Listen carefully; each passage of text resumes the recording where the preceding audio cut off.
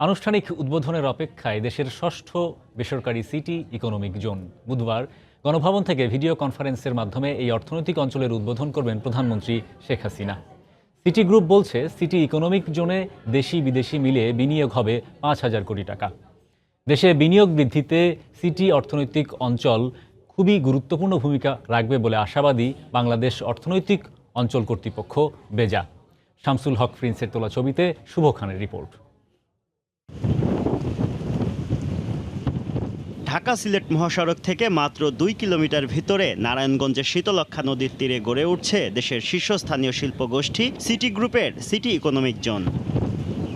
প্রায় 78 একর জায়গার ওপর বাস্তবায়নাধীন সিটি ইকোনমিক জোন স্থাপনে চূড়ান্ত লাইসেন্স দেয়া হয় 2018 সালের 23 জানুয়ারি।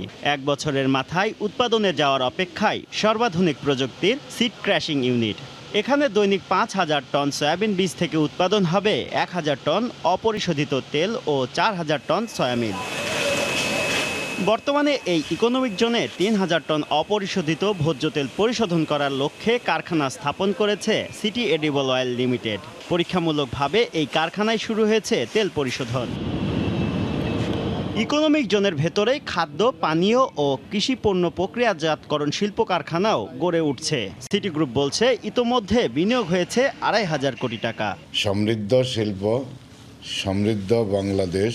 মাননীয় প্রধানমন্ত্রী শিল্প বিপ্লবের যে ঘোষণা দিয়েছেন, ইকোনমি জোন তারই সফল বাস্তবায়ন। 2,500 কোটি টাকা বিনিয়োগ করেছি।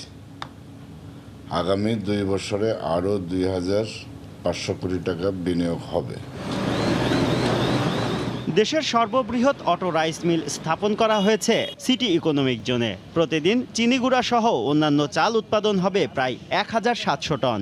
200 টন মসুর ডালও প্রক্রিয়াজাত হবে এই কারখানায়। সিটি ইকোনমিক জোনের সফলতা নিয়ে আশাবাদী বেজার চেয়ারম্যান। সিটি গ্রুপ তাদের প্রথম যে ইকোনমিক জোন সেটাতে শিল্প স্থাপনে পুরোপুরি সফল হয়েছে। ইকোনমিক জোন স্থাপন প্রক্রিয়াটা বিনিয়োগকে খুব বেশি উৎসাহিত করে, বিশেষ করে যারা ভালো উদ্যোক্তা তাদের জন্য এটা বিশাল একটা অপরচুনিটি।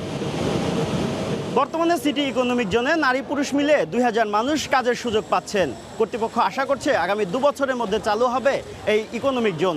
তখন সব মিলিয়ে 15 থেকে 20,000 মানুষ কাজের সুযোগ পাবেন। নারায়ণগঞ্জ সিটি ইকোনমিক জোন থেকে শুভ খান, সময় সংবাদ।